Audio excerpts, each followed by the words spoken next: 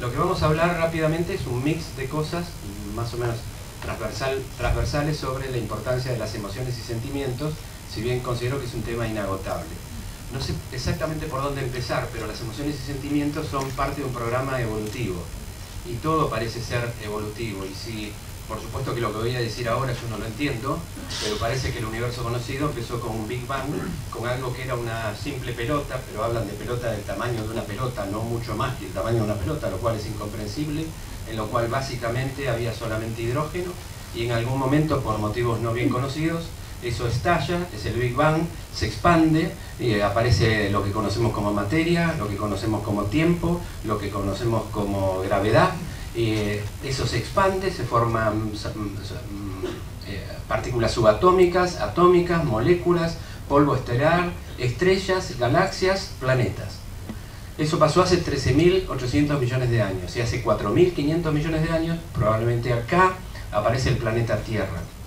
Y 3.800 millones de años atrás, 700 millones de años tuvieron que pasar, en el planeta Tierra aparece el primer vestigio de vida, es decir, nuestro primer tatarabuelo, una bacteria. Y esa bacteria tenía homeodinamia, esa bacteria tenía equilibrio homeostático, esa bacteria movía cosas celularmente, y esa bacteria tenía reacciones bioquímicas. No sufría, porque no tenía cognición de sufrimiento. Debimos esperar hasta 500 millones de años atrás cuando aparece la primera neurona. Y tal vez tenemos que esperar 4 millones y medio atrás, Ramapithecus, 4 millones atrás, 3.800.000 años atrás, Lucy, el australopiteco, la osamenta australopiteco más conservada, Lucy, y después tuvimos que esperar bastante más acá para tener 2 millones de años atrás el hombre habilis, el hombre erectus, y posiblemente en todo este último periodo de tiempo aparecen emociones y sentimientos, y sobre el final de este recorrido aparece la cognición. De manera que si este espacio que traté de hacer gráficamente lo llevamos a nada más que 4 millones de años de evolución, si éramos australopitecos acá, la primera emoción que tenía un australopiteco que le permitía sobrevivir era el miedo. Es quizás la emoción más antigua y más conocida desde el circuito neurobiológico. Macho y hembra estaban separados. En un momento nos ponemos de pie, cuando veníamos a caminar en 4 patas, cambia la biología, nuestras crías nacen inmaduras, desmielinizados sus cerebros, van a necesitar mucho más tiempo de nosotros. Entonces selecta la naturaleza otra vivencia que ya es un sentimiento, que es el amor. El amor genera apego y la función de generación de grupos familiares. Evolutivamente van apareciendo emociones y sentimientos. Ese grupo familiar va a dar la vida, va a generar un altruismo, que es otro sentimiento, por el grupo, por la familia, va a pelear con otra tribu. Lo que quiero transportar es el mecanismo evolutivo, que del mismo modo que los agujeros de la nariz están para abajo, porque quienes nacían para arriba se infectaban, tenían sinusitis y no tenían descendencia, lo mismo que era para las cejas, para proteger los ojos, las emociones y sentimientos también son cuestiones evolutivas. En la tapa, el libro no sé si es bueno, pero la tapa es buena. La tapa es buena, ¿por qué? Porque me enseñaron que una tapa es buena cuando vos la ves de lejos. Después lees, a lo mejor es pésima, pero si se ve de lejos, esta tapa dice emoción en rojo y dice sentimientos en azul. Emoción en rojo porque la emoción es intensa, roja, candente, es una brasa. Es algo candente, agudo. Tiene sentimientos en azul. Es menos intenso, pero puede durar mucho más tiempo. Entonces tendríamos que decir, pensando en términos evolutivos, que llama la atención que si esa bola inicial del Big Bang era nada más que algo parecido a hidrógeno, según dicen los que saben, y después da toda la tabla periódica de Mendeleev, pero nosotros estamos constituidos básicamente por hidrógeno, por carbono, por oxígeno, por nitrógeno. En realidad, pocas cosas constituyen el todo. Lo que varía son las reformulaciones proporcionales de cada uno de los constituyentes. Me llama la atención, creo que a todos, que 3 colores básicos, estos son los retinianos, los fotocromáticos, el verde, el rojo y el azul, mezclados dan todos los colores de la naturaleza. Yo voy a tratar de hacer una metáfora, sin meterme demasiado en cuestiones a lo mejor muy finas o algunas que ya no entiendo de finas que son, pero voy a tratar de hacer la siguiente metáfora. Esto determina todos los colores del arco iris. La unión de esos 3 colores determina qué color. El blanco. Póngale pila, yo le estoy poniendo pila. Si les ponen los 3 colores, lo mezclan igual, ¿qué color sale? Blanco. Y la ausencia de eso, ¿qué color da? El negro, exacto. Bueno, y la combinación de todos estos colores determinan todos los colores de la naturaleza. Llama la atención, son nada más que 3 colores. Pero pasa con la música. Cualquier música de cuarteto se hace con do, re, mi, fa, sol, la, si o la 9ª sinfonía. Así que parece que pocas cosas determinan cosas verdaderamente importantes. ¿Qué es una emoción? Se puede discutir mucho, pero una emoción, yo diría, en este contexto, que es una vivencia experiencial, con rostro. Es una vivencia experiencial que tiene cara, es una vivencia experiencial que tiene rostro. ¿Por qué? Porque es parte, como dice el doctor Tager, de un programa neurobiológico preestablecido, predeterminado. Entonces tenemos esa vivencia y se transmite en un rostro. Miedo, ira, alegría, tristeza, asco, sorpresa. Y lo tenemos desde que nacemos, no lo aprendemos. Un ciego de nacimiento pone cara de miedo o de alegría cuando siente... Yo camino por el estrés,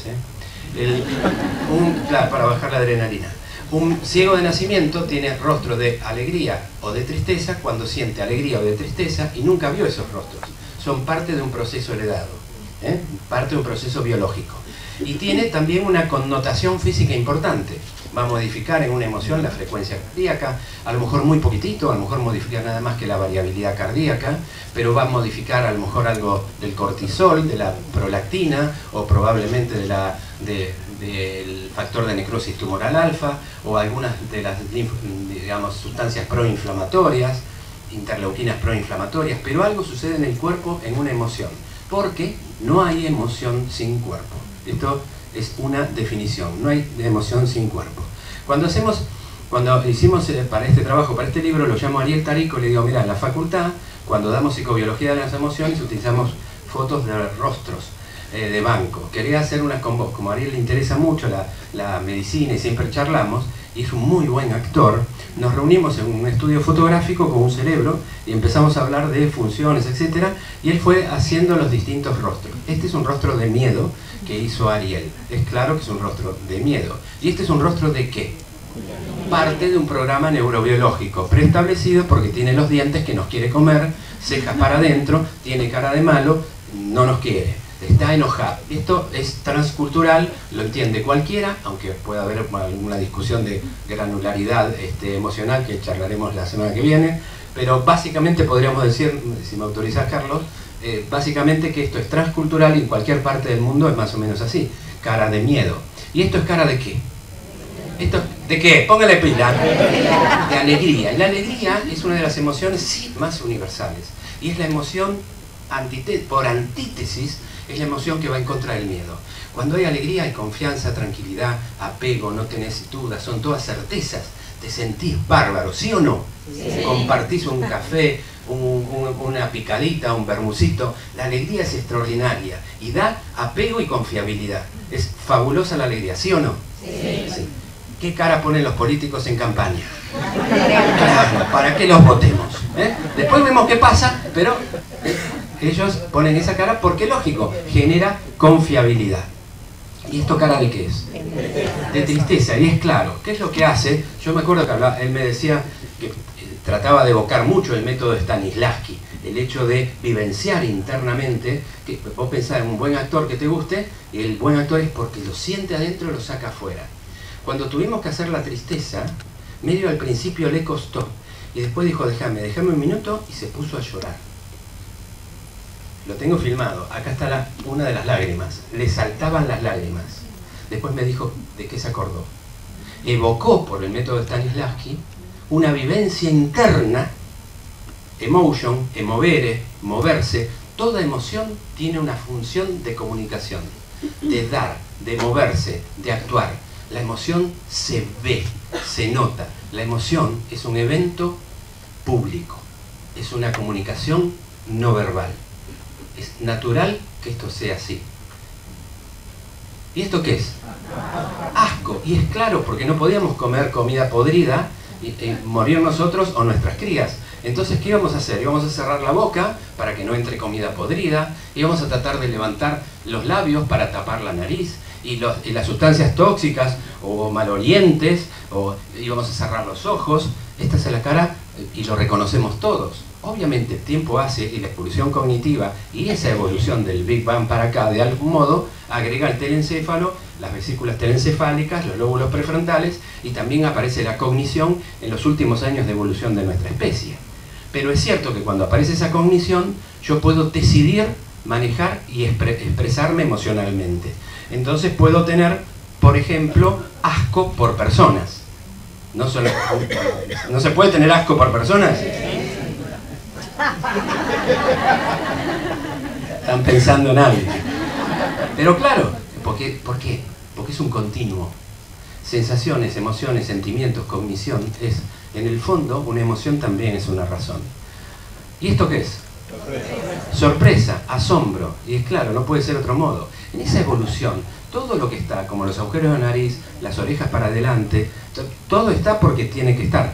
O sea, uno no, a lo mejor no repara en eso, pero vamos a hacer un ejercicio, son muchos médicos, pero vamos a hacer algo muy transversal.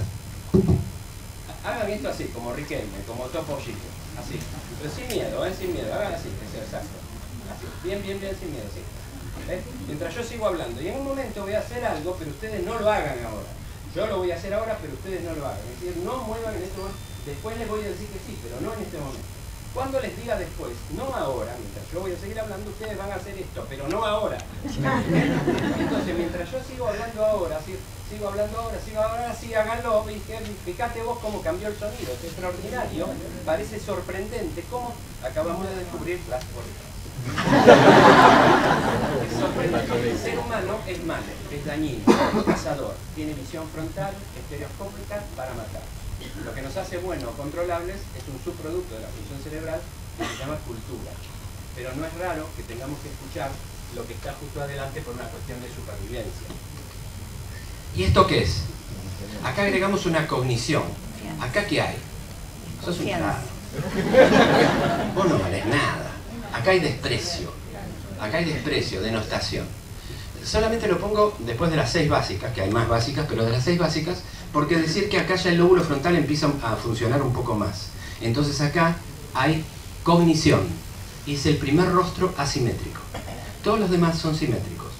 Este es un rostro asimétrico en el cual involucra las funciones cognitivas. En esta evolución de la especie, todas las emociones, miedo, dijimos, amor después, van a aparecer, altruismo después, protegernos todos, proteger al grupo frente a una desgracia, frente a un enemigo, frente a lo que sea, la adversidad, todo va evolucionando. En algún momento éramos nómades y alguien moría, y cuando morían lo miraban y seguían caminando.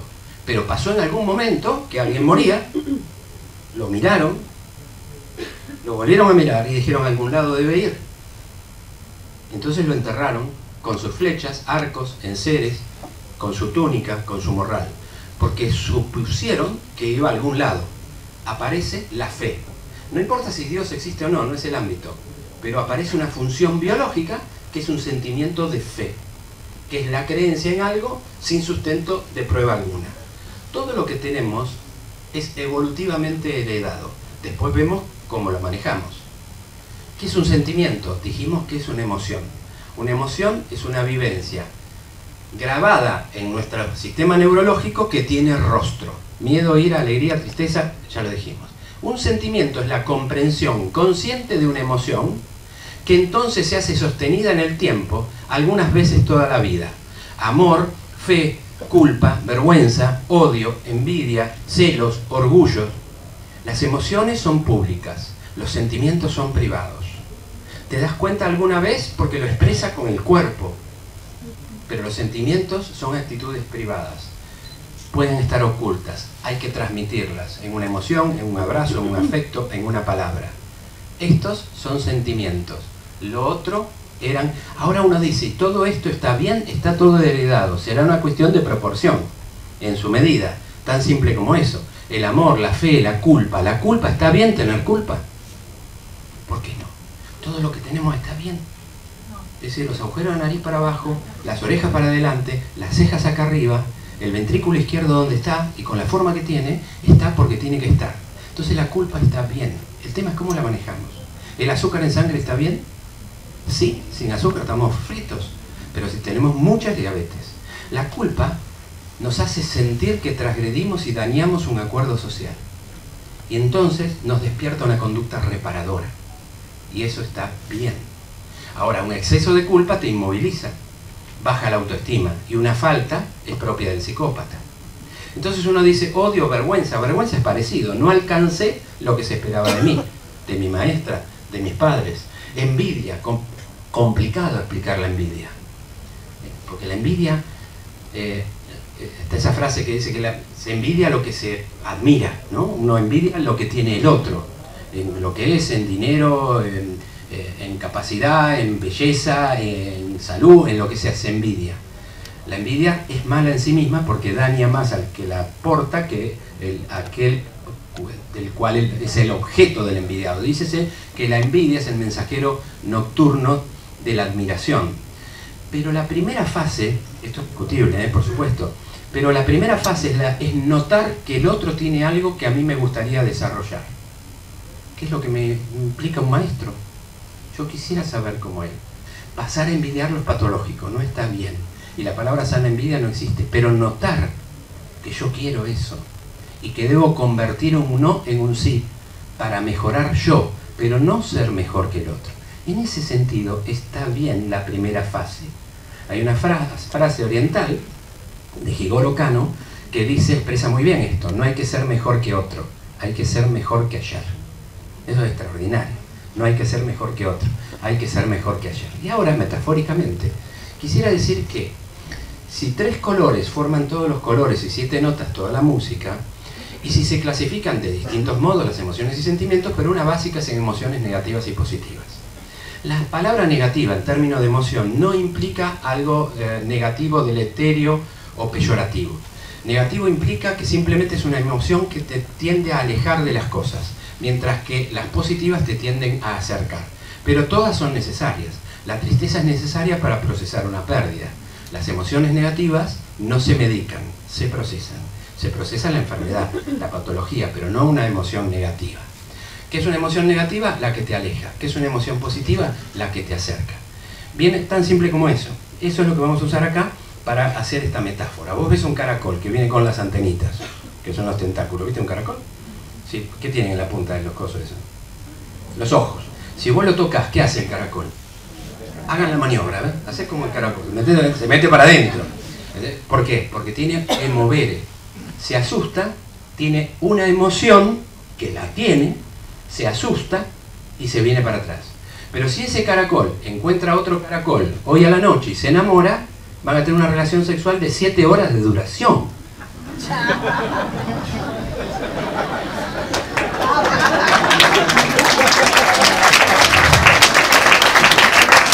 Más respeto por el caracol.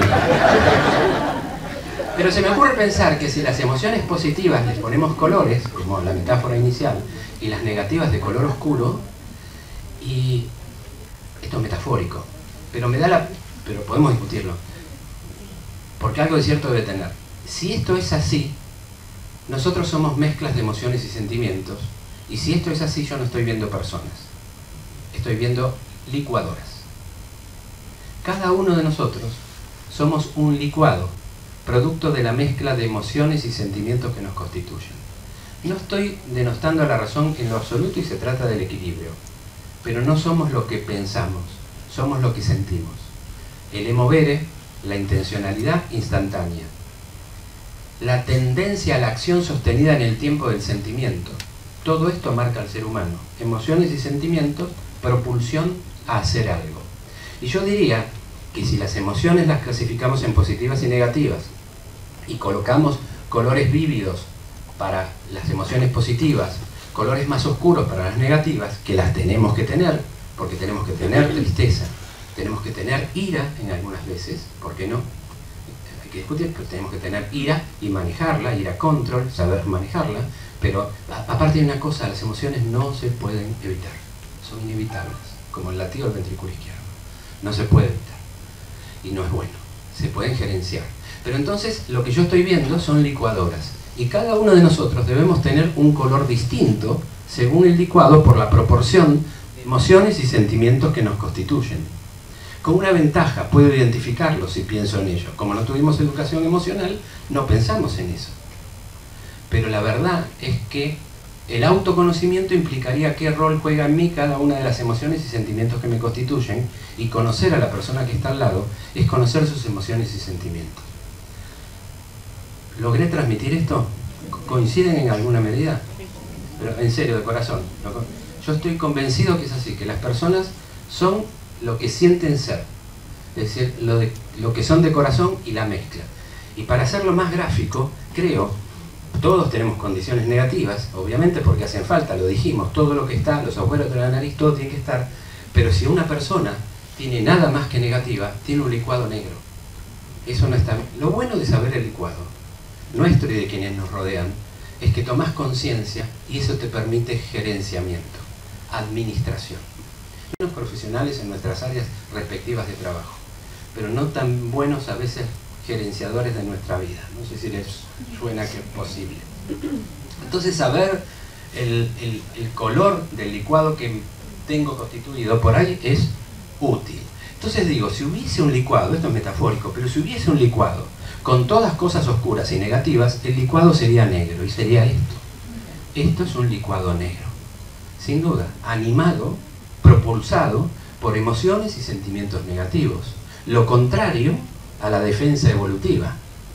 Y si fuera la mezcla de colores que ustedes decían al comienzo, del verde, del azul, del rojo, la mezcla equivalente de esos colores daría un licuado blanco. Probablemente sería esto. Y en el medio de eso estamos todos nosotros. El tema es identificar nuestras emociones y sentimientos como un camino de autoconocimiento, administrarlas, gerenciarlas, vivirlas, disfrutarlas. Nunca la razón seca una lágrima.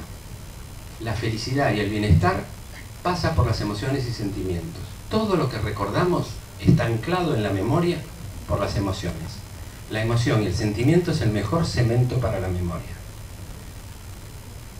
¿Qué es más importante, si la razón o la emoción? Creo que un equilibrio, pero hay que buscarlo. Por eso sostenemos que no somos seres racionales, por supuesto que lo somos. Somos seres emocionales que razonan, que no es lo mismo, porque si ahí eran 4 millones de años, y todo esto fue emociones y sentimientos, pero la revolución cognitiva apareció hace 50 o 70 mil años atrás, el lóbulo frontal es Nobel. Quizás tenga que ver con esto, no sé, es para los especialistas, tengan que ver con esto, con decir, acá se experimentó un Big Bang inmenso, cultural, que determinó una fractura evolutiva en el ser humano que deja de evolucionar como tal, porque ya manejamos los genes, aparece la cultura, el estrés, sufrimos el estrés y tenemos lóbulos frontales modernos, un cerebro moderno, con un corazón antiguo, que sufre diciendo que el sufrimiento, palabra paralela al estrés, se hace carne en la superficie del endotelio. Donde decimos eso de que el endotelio es la interfase molecular donde el sufrimiento se hace carne. Posiblemente ese crack haya determinado que tenemos un corazón antiguo evolutivamente para un cerebro que como subproducto cultural dio todo lo que tenemos en casi nada de tiempo. El avión tiene 110 años, 120 años, nada. Todo lo que conocemos pasó en las últimas 2 generaciones. Pero es claro que somos racionales, pero lo que quiero decir, no somos seres racionales, somos seres emocionales que razonan, como para promover el pensamiento. Esto lo debe conocer la mayoría de los colegas acá, la importancia de una emoción negativa en los términos que siempre comenta el doctor Tager, que el cerebro no distingue una catástrofe real de una deportiva. Esto está publicado en el British Medical Journal del 2002, es el Mundial de Fútbol del 98, octavos de final, Inglaterra-Argentina, no mucho después de Malvinas, un partido pasarela, era el director técnico, un partido muy peleado, un penal de Batistuta que empata, llega al final del segundo tiempo, ganaba Inglaterra, pero Zanetti hace un gol, 2-2, y vienen 30 minutos más. En esos 30 minutos más no hay gol y viene la rueda de penales. Viene la rueda de penales y Lechuga Roa, el argentino, ataja un penal de Bati. Cuando eso sucede, Inglaterra queda fuera. Pero lo interesante es que se triplican los infartos en Inglaterra. Habría que ver la mortalidad, pero a lo mejor murieron más que ingleses que en Malvinas. La cuenta a lo mejor puede dar. Habría que sacarla, la cuenta puede dar. Esto es una emoción. La emoción es cuerpo y es el principio de la psiconeuroinmunoendocrinología. La enfermedad Takotsubo, paciente que ingresa por guardia, dolor de pecho, signos de insuficiencia cardíaca, electrocardiograma compatible, eco compatible, laboratorio compatible, radiología compatible, coronariografía, arterias sanas. Takotsubo, disquinesia apical idiopática, miocardiopatía por estrés, balonamiento apical idiopático, generalmente 95% de las veces mujeres posmenopáusicas que han tenido un dolor emocional importante, un desengaño amoroso, la pérdida de un ser querido, un fallecimiento. Extraordinario, emoción y patología con género, relacionado de una forma explícita y clara. Tiene un grado de mortalidad, evoluciona bien, tiene buen futuro, excelente. Esto tiene que ver con las emociones. Esto es, después Ricardo te voy a pedir el videito, pero dentro de un ratito. Necesitaría una ayuda. ¿Me das una manito?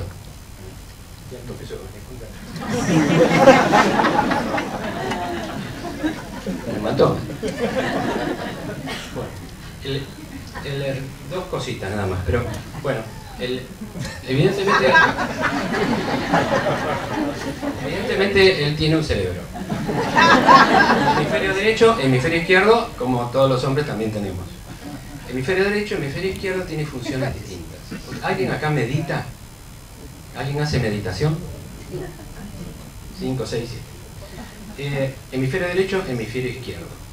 La función es integral, no se puede hacer lo que voy a decir, pero en principio sirve para charlar. Hay cierta lateralización de las funciones cerebrales. Hemisferio izquierdo es lógico, matemático, lingüístico, racional, secuencial. Secuencial es que conoce la secuencia del tiempo, tiene reloj. El derecho es holístico, creativo, imaginativo, espiritual, no sé, es como que si esto fuera Puerto Madero, lleno de computadoras y empresas y multinacionales con altas complejidades, y esto fuera un parque de diversiones con chicos jugando, gente pintando, con artistas remontando barriletes. Somos la mezcla de esto.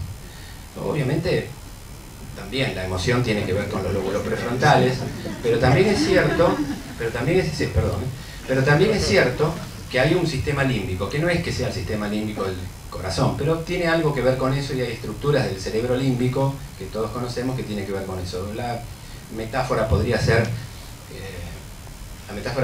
que si tomás esto así, y lo cerrás así, esto podría ser un cerebro. El dedo pulgar es el cerebro límbico y los dedos son las circunvoluciones. Si lo haces con los dos, un cerebro. Y ese cerebro, obviamente, de las circunvoluciones, acá, está de lo que nos vanagloriamos. Es decir, energía igual masa por velocidad de la luz al cuadrado, salió de acá. No salió de acá. Pero ¿quién le da la vida a esto? El tuétano. Es decir, el corazón del alcaucil, que es lo más rico. Yo no sé si vos comés alcaucil con aceite y limón y te lleva una hora llegar hasta donde quieres llegar. Pero llegas ahí. Pero eso te hace pensar que quizás, todo lo que digo es metafórico, que lo más importante es sentir, lo más importante es la emoción y los sentimientos, como decía Francisco Bernardes, el poeta amigo de Borges, porque después he comprendido que lo que el árbol tiene de florido, claro, energía igual masa por velocidad de la luz al cuadrado, es decir, el resonador magnético nuclear es la que tienen acá, es decir, salió de acá, pero el que dice, después de todo he comprendido que lo que el árbol tiene de florido vive de lo que tiene sepultado, que es las emociones y sentimientos. ¿Qué es meditar? Meditar es llevar la atención del hemisferio izquierdo en un objeto focal. Eso pasa, todos acá meditamos. Cuando nos quedamos embobados mirando un fogón en la playa, ¿viste? ¿Nunca te pasó que te quedaste embobado mirando un... ¿Vos sí? Bueno, nos pasa eso, uno se queda embobado mirando un fogón, ahí estás meditando, porque estás llevando la atención del hemisferio izquierdo a un objeto focal. Y eso da, incluso genera cambios que biológicamente pueden ser mensurados con moléculas y con sistemas de imágenes. Y da paz, serenidad, bajan mecanismos de sustancias proinflamatorias, moléculas de adhesión y una serie de cuestiones. Eso hay mucha bibliografía que uno puede buscar de eso y produce paz y tranquilidad. Y el tiempo tiende a no pasar porque este es el que secuencia tiempo, mientras que este no. Eso es meditar, da tranquilidad. Pero también es cierto que algunas secuencias estereotipadas de movimiento del pensamiento, por ejemplo las conductas repetitivas, son controladas por los lóbulos frontales. Lo que quería mostrar respecto a un mecanismo de meditación, meditar es ese objeto focal, que puede ser una llama, puede ser la respiración, el proceso inspiratorio-respiratorio, el pranayama del yogi, puede ser un católico que está con las cuentas del rosario, un tibetano que da una rueda ceremonial, un judío que está haciendo este rezo.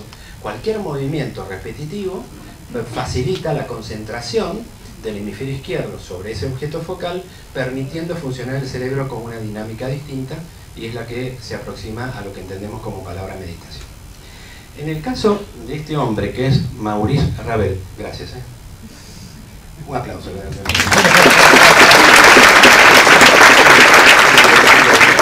A ver, 1.85. La emoción creativa. ¿Qué pasó con Ravel?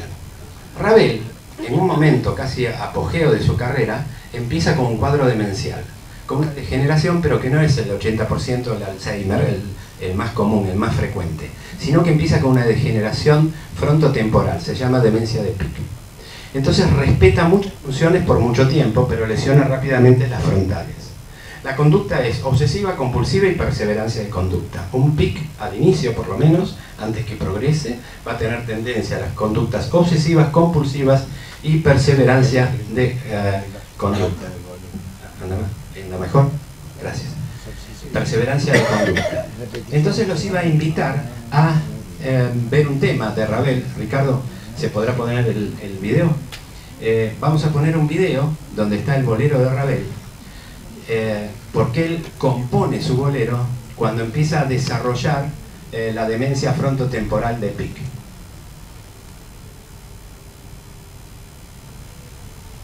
Si se puede poner más fuerte, y si no lo imaginamos. No, porque lo conocen todos. Sí. Es precioso. Este es el bolero de Ravel.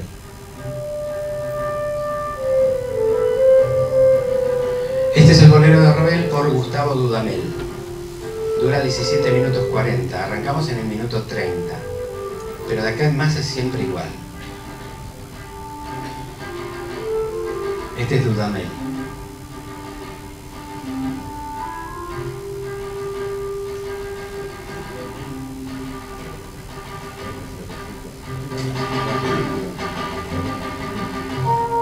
Y ahora empieza otro instrumento. Y continuamente va a estar sucediendo esto, una y otra vez. ¿Qué es? Un objeto focal. Es un mandala. Es un objeto focal, pero musical. Es un mantra musical. Por eso es tan hipnótico. Es hermoso. Si vos lo googleás esta noche, te lo buscás, te vas a dar cuenta, es hipnótico. Y ahora empieza otro instrumento. ¿Por qué? Porque es el mismo mecanismo psicobiológico de la concentración del pranayama del yogi, o de una llama, o de un rezo, o un movimiento repetitivo, que incluye el hecho de correr o caminar, que son movimientos repetitivos, que también tienen un fenómeno más del fenómeno aeróbico. Y ahí empieza otro. Ricardo, si querés lo podemos ir sacando. La historia cuenta que un día Ravel estaba escuchando en París esto y se quedó embelesado y dice: extraordinario, es un auténtico increscendo. ¿Quién lo habrá compuesto? Un año después muere. Una cosa extraordinaria. Si seguimos adelante, relacionando, bueno, este es un mandala tibetano, en los trabajos de historia clínica que comentaba Carlos, uno de los que me gustó, por el tango y por varias cosas, es Discépolo. Y cuando fui a buscar Discépolo para ver qué perfiles psicológicos, humanos, que puedan ser explorados desde el consultorio, desde la intimidad de una comunicación horizontal y profunda, para ver si pudo haber muerto de muerte súbita, si pudo haber muerto del corazón. La verdad que fue alrededor de un episodio febril, habría que ver bien la historia, pero era muy fumador, era un verdadero sufriente social, le pasaban un montón de cosas. Pero claro, cuando hicimos la historia clínica de Belgrano, con Belgrano tenemos, aunque parezca mentira, autopsia. Con Napoleón tenemos autopsia. Con Tutankamón tenemos genes, tenemos mucha información de Tutankamón. De Perón tengo un electrocardiograma, de Tita Merelo tengo casi todo, pero de este hombre no tenemos nada. Entonces lo único que se nos ocurrió era hacer una biopsia. ¿Pero de qué? De los tangos. Biopsiar los tangos. Y el primero que se me ocurrió biopsiar es el de su amigo Homero Mansi, que moría de cáncer de próstata en el Instituto del Diagnóstico. Y imagino, porque eran los teléfonos de vaquerita de Entel, que levanta el teléfono después de escribir a mano alzada en muy pocos minutos un tango para su amigo Discépolo. Lo llama al gordo Pichuco y le dice: gordo, ponele música a este tango que es para nuestro amigo Discépolo y lo vamos a llamar Discepolín. Y así nace Discepolín. Si vos lo biopsiás, ¿qué dice el tango? Sé lo que te cuesta ser feliz con tu cara pálida de clown, de payaso. Hoy sabemos claramente que la depresión condiciona enfermedad. Hoy sabemos claramente que la depresión genera condiciona infarto. Hoy sabemos claramente que un post-IAM que evoluciona con depresión tiene un mayor riesgo de un evento secundario. ¿Pudo haber sido? Yo creo que pudo haber sido. Pero vamos a biopsiar un tango de él. ¿Cuál era la emocionalidad de este hombre? ¿Qué rol jugaban esos millones de años de evolución en un Discépolo? Y vamos a biopsiar el 1. Y el 1 probablemente sea la palabra que concentra la primera y segunda tópica freudiana. El ello, el yo, el super yo. El inconsciente, el preconsciente y el inconsciente. La totalidad del ser humano desde el punto de vista psicodinámico en la palabra 1. Y si analizamos esta estrofa, está inmersa en emociones. Un taciturno, un melancólico, un triste, un depresivo, sufriente. 1, la totalidad del yo, busca lleno de esperanza, más irracional que la esperanza, imposible, no pasa por un byte. El camino que los sueños, un sueño es irracional, no hay arriba, no hay abajo, no hay antes, después, todo es posible, colores, blanco y negro, lo que quieras. Prometieron, la promesa es emocional, no es un pagaré. A sus ansias, ansia, anxiety del anglosajón, el homólogo angst del alemán, angustia, angor, angor pectoris, dolor emocional, dolor de angustia, dolor de pecho, dolor coronario, concordia, precordio, concordia, estoy con el corazón del otro, discordia, alejado del corazón del otro. Y está entrecomillado las únicas frases, lo único que hay, lo único, sabe, está entrecomillado porque es la única palabra cognitiva. Es la única, sabe, implica conocimiento. Después sigue, es como si fuera una, ¿cómo es que se llama? Estas cosas que se articulan de las puertas, una bisagra, que el eje de la bisagra fuera la palabra sabe, que la lucha es cruel, es mucha, pero lucha y se desangra, dolor, por la fe, que es más irracional que la fe que lo empecina. Para mí esto es una biopsia emocional de un triste, melancólico, taciturno, que vivía, cuando uno conjuga en la historia clínica, un momento emocional muy negativo, sufriente, que bien podía dar lugar a una muerte súbita. La relación de las emociones con los sentimientos y la razón. ¿Alguien conoce esta nave espacial? Levante la mano el que conoce esta nave espacial, porque esta es la parte que me deprimo, porque ya no hay muchos que conozcan esta nave espacial, pero esto es el Enterprise, es una serie de culto, es el Enterprise. Seguramente la mayoría de los que se acordaron, que son pocos, son hombres, porque los hombres nos acordamos más de cosas, productos, autos y cosas por el estilo. Las mujeres se acuerdan más de vínculos, relaciones interpersonales, gestión de otro orden. Por eso la mayoría de las mujeres se van a acordar de esto. Acá se acuerdan del Capitán Kirk. Y acá está el Capitán Kirk, y este es nuestro ídolo que está al lado, porque los métodos diagnósticos que tenía, hacía pipi, hacía el diagnóstico, era extraordinario, que era el Dr. McCoy. La teniente Ojura, la teniente de comunicaciones, la negra aquella, aquel, el señor Zulu, que era el teniente, el oficial de navegación, era fines del 50, fue la década del 60, Guerra Fría, no era raro que Estados Unidos ponga un negro y un oriental en la película, había toda una comunicación no verbal a la audiencia. Pero lo que importa acá es el hombre que está abajo a la derecha, de las orejas largas, ¿cómo se llama? Todos se acuerdan de Spock. Spock tenía un conflicto. El conflicto de Spock es que tenía dificultad para interpretar las emociones y sentimientos. Él se consideraba amigo del Capitán Kirk, pero siempre que en todas las series el guionista ponía un acto heroico Y en el acto heroico se veía que un hombre salvaba al otro o arriesgaba su vida por un bien común. Algo que racionalmente es incomprensible. Sí, comunitariamente, pero individualmente, hacer cosas irracionales. Y él, cuando veía eso, levantaba las cejas y mirá, así decía, y decía asombroso. Porque, y agregaba, no es lógico. Pero claro, tenía un conflicto entre la razón y la emoción. ¿Por qué tenía un conflicto? Porque el padre era un vulcano. Los vulcanos vienen del planeta Vulcano, como todos sabemos. Y los vulcanos eran seres claramente racionales. Tenían muy poca emocionalidad, gran dificultad. Pero resulta que se casa con una mujer terrícola. Y ustedes saben que las terrícolas son muy emocionales. El producto de ese casamiento mixto dio al señor Spock, que tenía dificultad para jugar con ambos elementos, con la razón. Ya en muchas series se ve el tema de la fe, de la relación de emociones y sentimientos. O sea, ¿cómo avanza esto? Ahí está. Ellos saludaban así, no sé si se acuerdan que hacían esto. ¿Ustedes pueden hacer esto?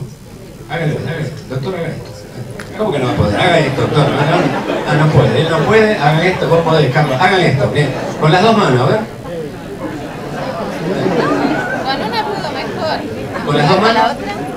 Creo que la tengo por Algunos pueden, otros. Los que pueden tienen que considerar un familiar vulcano en la familia, que les saldría muy fácil.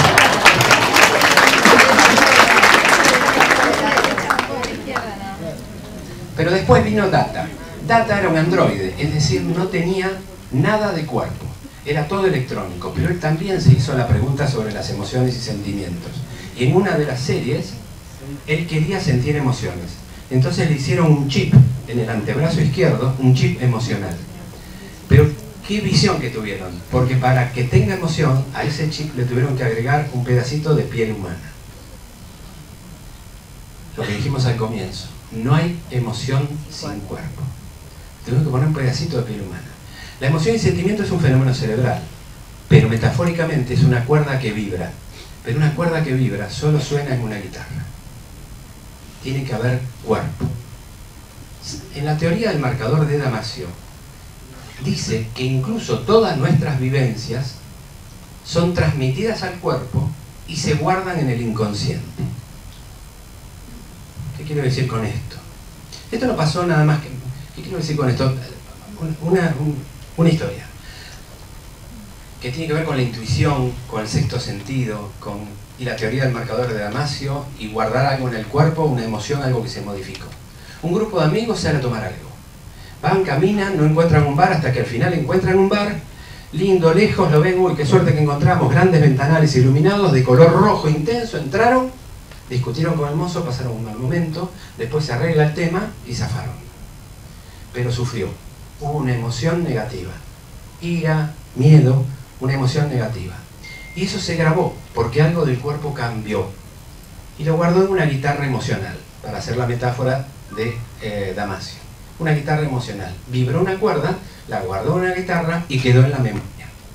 50 años después, 5 o 10 o los que quieran, salen con otros amigos a tomar algo, otro grupo de amigos, están cruzando una plaza, y mientras están cruzando la plaza, uno levanta la cabeza, el otro también, ven que hay dos bares enfrente. No habían ido nunca a ninguno de los dos, y el amigo le dice, che, hay dos, ¿a cuál vamos? Y él dice, ¿a qué? Y van y comen una picada, Leverbush, cerveza y la pasan bárbaro.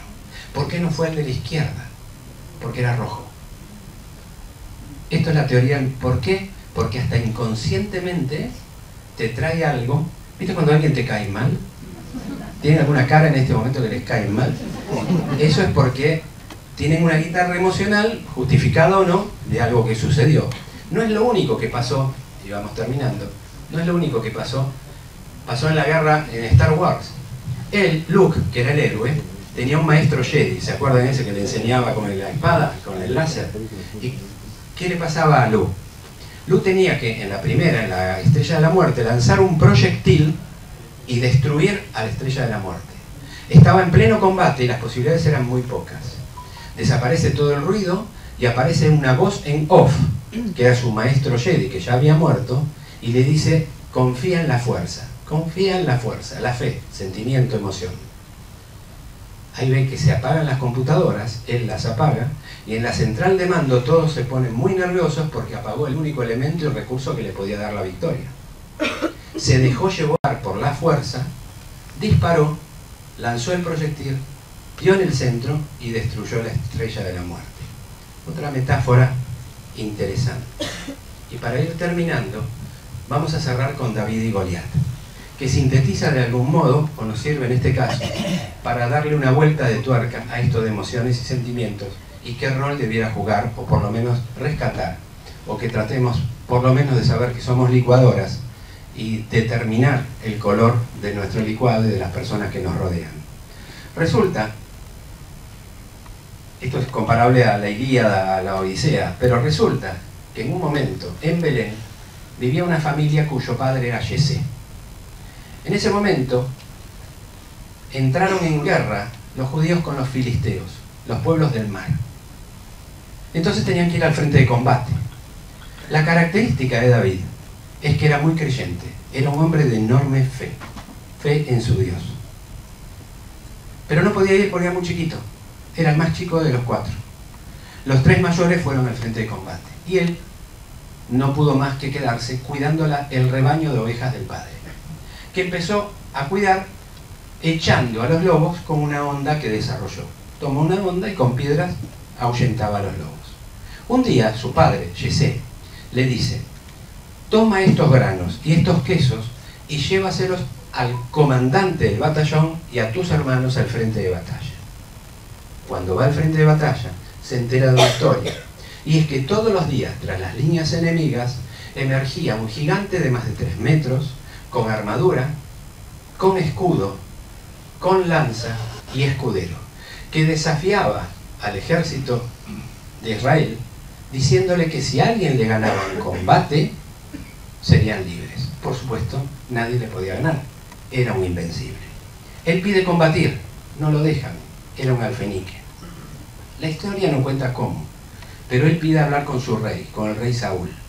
Y al hablar con Saúl, nadie sabe por qué, algo sucedió ahí, lo convence. Saúl ordena que le pongan las ropas de combate, pero no se podía levantar del suelo, del peso de las ropas de combate. Ya hay una enseñanza, la mejor herramienta es la que sabes manejar.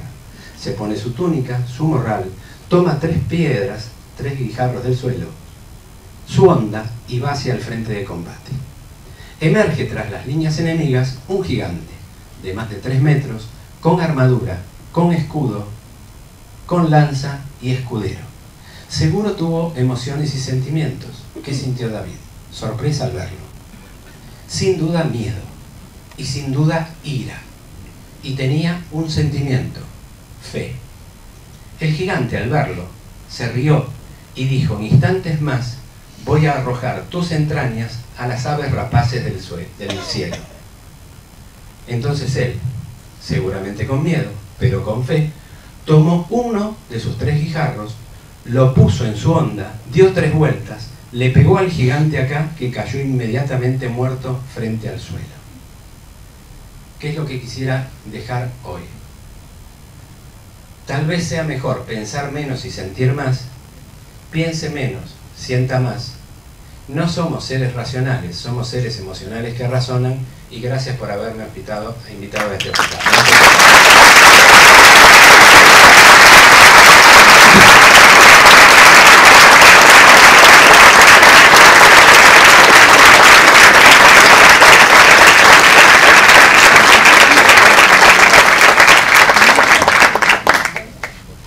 Doctor, ¿me permite una pregunta?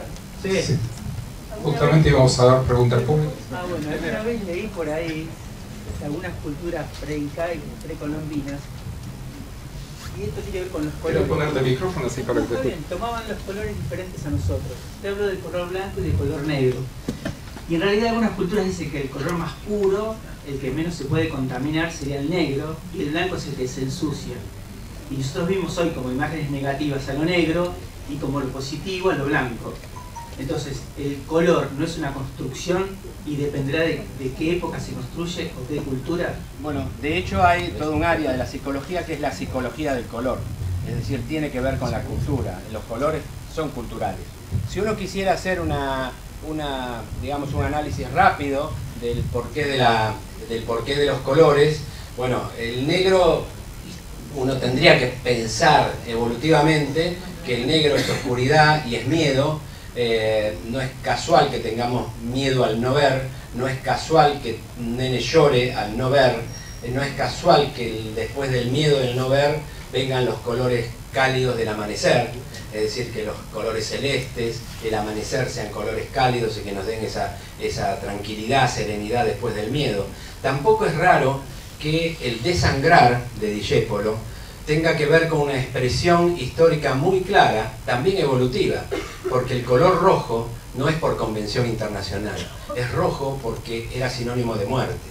Si una bestia rapaz, un predador nos lastimaba, íbamos a sangrar, y al sangrar era el preludio de la muerte. No es raro que las luces rojas de emergencia impliquen muerte o posibilidad de emergencia. Estamos programados para la emergencia biológicamente.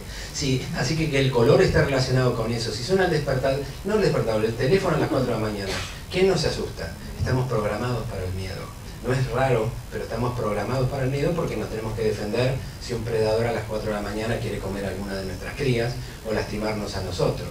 Pero si nos corre un predador, muy probablemente te sientas protegido entre los matorrales verdes. No es raro que vos llegás a tu casa o a una plaza, te sacás los zapatos y caminás en pata en el césped y te sentís bien. Los colores tienen una relación con la emocionalidad muy, muy intensa.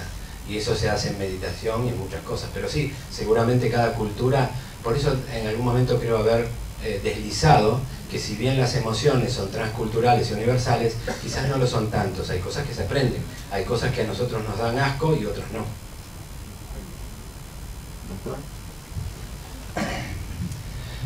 Más o menos quedó claro que el lóbulo frontal está incluido en el desarrollo del hombre y es muy importante, digamos, ¿no es cierto? Pero hubo una época donde a los pacientes psicóticos, algunos deben haber visto, ya que hablamos tanto de películas, Naranja Mecánica, o Atrapados sin salida, se recurría a la lobotomía frontal, cosa que sería un nazismo dentro de lo que, en la actitud sobre el hombre, dentro de lo que era la psiquiatría. ¿Cuál es el comportamiento del lobotomizado? ¿Qué es lo que le pasa emocionalmente? ¿Qué le pasa? Para que tener una explicación así sobre la importancia del lóbulo frontal. Sé poco sobre eso. La finalidad de la lobotomía era el no sufrimiento del paciente. Acá tenemos un caso que fue resonado hace no muchos años, buscando tal vez el médico húngaro que potencialmente le hizo lobotomía a Eva Perón.